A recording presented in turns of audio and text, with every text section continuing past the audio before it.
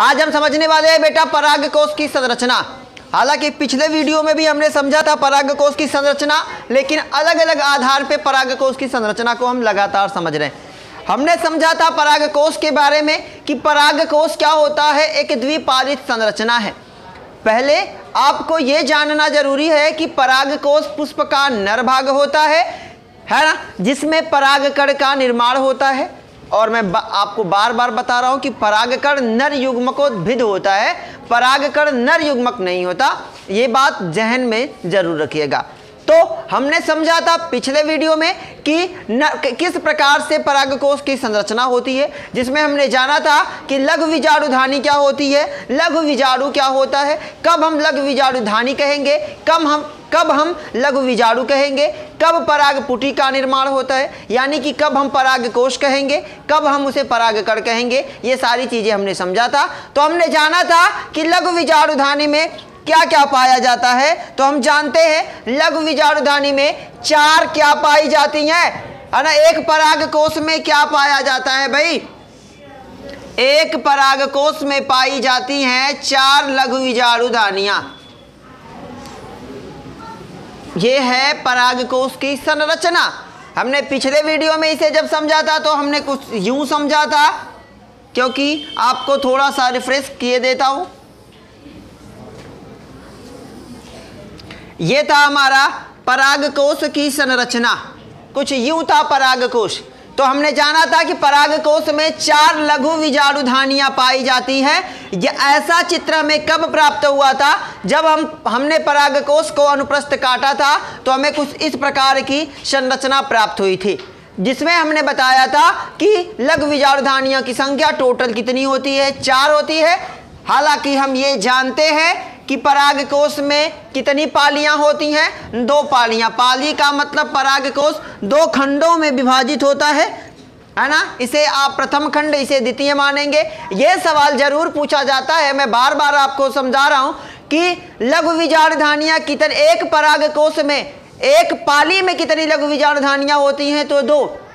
परागकोश में टोटल लघु बीजाणुधानियां कितनी होती हैं, 4। पाली कितनी होती है, 2। तो एक पाली में कितनी लघु बीजाणुधानियां आएंगी, 2। ये जहन में रखिएगा। तो इसी लघु बीजाणुधानी के अंदर ही पाया जाता है परागकण। इसी लघु बीजाणुधानी के अंदर एक संरचना पाई जाती है जिसे हम लघु बीजाणु के नाम से जानते हैं। अब इसी पॉइंट को हम आगे बढ़ाते हैं और समझते हैं किस प्रकार से परागकण का निर्माण होता है और कैसे कैसे। आप डायरेक्ट नहीं समझ सकते, एक बार में हम ये नहीं समझ सकते कि परागकण बन गया। उसके लिए धीरे धीरे प्रोसेस होता है। पहले परागकोश बना, परागकोश को काट के हमने देखा लघु बीजाणुधानी को। अब हम समझेंगे इसके अंदर की संरचना को। तो कैसे होती है इसकी अंदर की संरचना। चित्र पे सारा कॉन्सेंट्रेट होना चाहिए आपका, बहुत टफ चित्र नहीं है। ये हो गया बेटा हमारा परागकोश। इसमें पाई जाती हैं 4 लघु बीजाणुधानियां। लेकिन अब हम समझेंगे, ये तो हमने संरचना समझ लिया।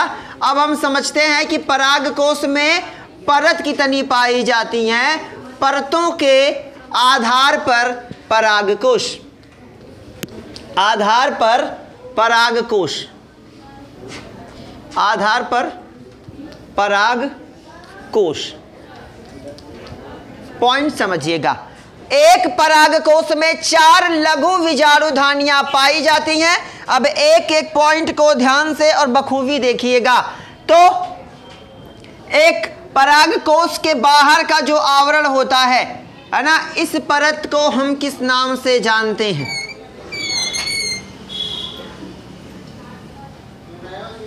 ठीक है, समझते हैं। अलग अलग रंगों का इसलिए इस्तेमाल किया जा रहा है ताकि आपको समझ में आ जाए।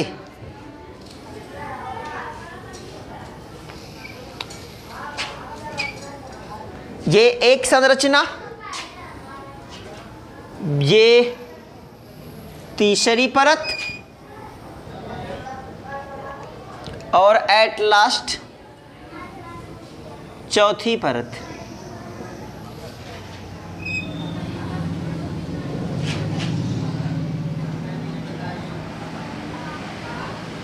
क्लियर है? यहां तक ध्यान से समझिएगा, बहुत टफ नहीं है, बहुत इजी है।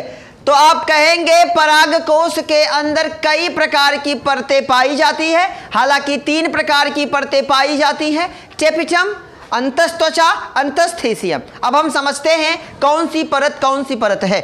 यानी कि ये जो बाहर, जो नीले रंगों से सबसे बाहरी जो परत होती है, इसे आप अंतस्त्वचा कहेंगे, यानी कि अंतिम त्वचा कहेंगे, या फिर इसे आप बाह्य त्वचा के नाम से भी जान सकते हैं।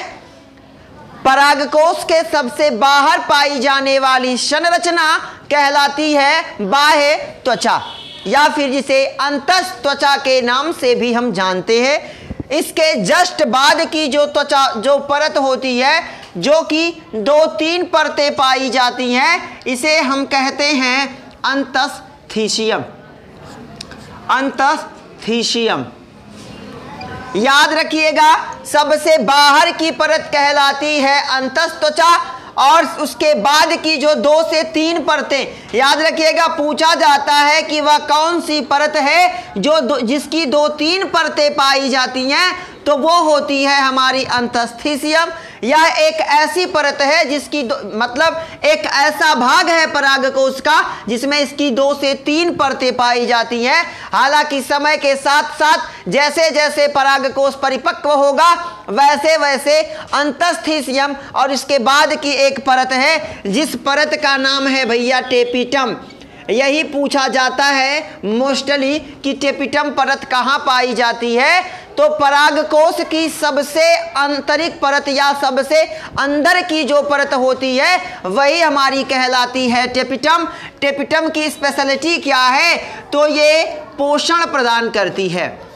ध्यान दीजिएगा, यानी कि पहली त्वचा अंतस्त्वचा हो गई, इसके बाद अंतस्थीसियम और टेपिटम, ये टेम्परेरी होती हैं, मतलब कुछ समय के बाद ये परतें क्या हो जाएंगी? समाप्त हो जाएंगी। जब परागकण का निर्माण होता है, यानी कि जब लघु बीजाणु या बीजाणु जन ऊतक आगे चल के परागकण का निर्माण करता है, तो आपको मालूम है कि किसी चीज का, किसी वस्तु, किसी भी अभिक्रिया या किसी भी क्रिया को करने के लिए आपको ऊर्जा की जरूरत पड़ेगी।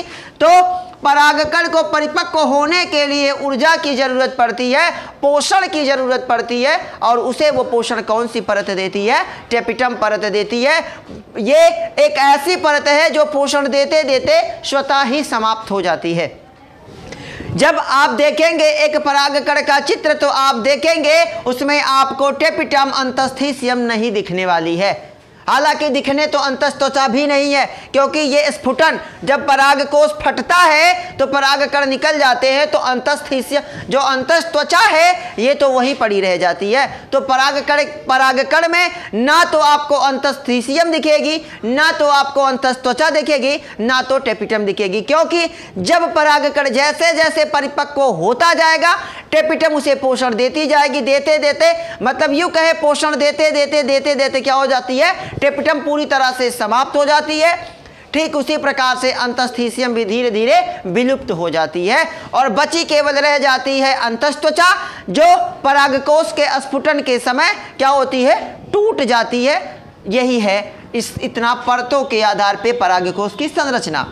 इसे नोट डाउन करें, आगे समझते हैं इसके प्रकारों के बारे में, कुछ और टॉपिक समझते हैं। अब इसको हम अलग तरीके से समझते हैं कि ये परत आगे कैसे निर्माण करती है, या इस परत को हम और दूसरे तरीके से कैसे समझ सकते हैं। तो इसी चित्र को हम दूसरे तरीके से भी बना के समझ सकते हैं। तो हम जानते हैं कि परागकोश के सबसे बाहर एक त्वचा पाई जाती है, जिस त्वचा को हम किस नाम से जानते हैं? इसे हम जानते हैं बाह्य त्वचा या फिर अंतः त्वचा के नाम से। बाह्य त्वचा या फिर अंतः त्वचा के नाम से हम इसे जानते हैं। चले बनाते चलते हैं भाई संरचना। हम जानते हैं कि अंतस्त्वचा क्या काम करती है। पहली चीज तो परागकोश की क्या करती है ना? सबसे पहले परागकोश का संरक्षण करती है, मतलब परागकण की रक्षा करने की जिम्मेदारी किसकी होती है? तो वो होती है अंतस्त्वचा की। इसके बाद की जो 2 से 3 परतें होती हैं, इसके बाद की जो परत होती है, जिसे हम किस नाम से जानते हैं? अंतस्थीसियम के नाम से जानते हैं। हम जानते हैं कि ये परत 2 से 3 स्तरों में पाई जाती है। मतलब पूछेगा कभी कि वह कौन सी परत है जो 2 से 3 परतों में पाई जाती है, तो वो कौन होती है? वो होती है अंतस्थीसियम। वो है अंतस्थीसियम परत। हम जानते हैं कि ये क्या काम करती है, तो अंतस्थीसियम का प्रमुख काम क्या होता है कि परागकोश के स्फुटन में सहायता करना। मतलब जब परागकण बाहर निकलेंगे, पराग स्फुटन क्या होता है, परागकोश स्फुटन क्या होता है, तो परागकोश के फटने की प्रक्रिया जिसके फलस्वरूप परागकण बाहर निकलते हैं, परागकोश स्फुटन कहलाती है। हालांकि ये कई स्तरों में होती है, जिसे हम आगे समझेंगे कि किस प्रकार से परागकोश का स्फुटन होता है, कितनी विधियां होती हैं परागकोश के स्फुटन की। फिलहाल के लिए हम समझेंगे बाह्य त्वचा हमने समझा, अंतस्थीसियम हमने समझा।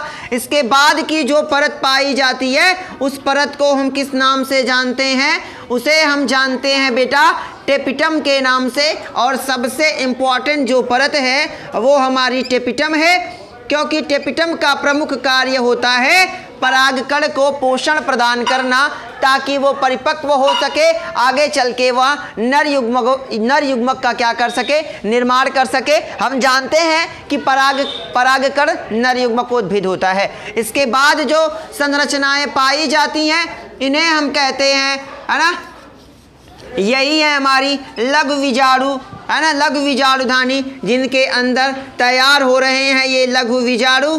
ये क्या है? लघु विजाणु, लघु विजाणु। और यही हम जानते हैं कि जब परागकोश अपरिपक्व होता है तो हम इस संरचना को क्या कहते थे? इसे हम कहते थे लघु विजाणुधानी। और जब यही परिपक्व हो जाता था तो यही परिवर्तित हो जाता था परागकोश में। इसके अंदर जो संरचना पाई जाती थी इसे हम लघु विजाणु कहते हैं। और जब यही परागकोश परिपक्व हो जाता है तो यही लघु विजाणु क्या बन जाता है? आगे चल के परागकण का निर्माण करता है। तो अगर पूछे परागकोश की संरचना तो कल वाला वीडियो आपको डिस्क्रिप्शन में उसका लिंक मिल जाएगा। साथ ही साथ अगर आप परतों के आधार पर परागकोश समझना चाहते हैं तो ये आपके लिए काफ़ी फायदेमंद हो सकता है। मिलते हैं अगले वीडियो में। Best of luck.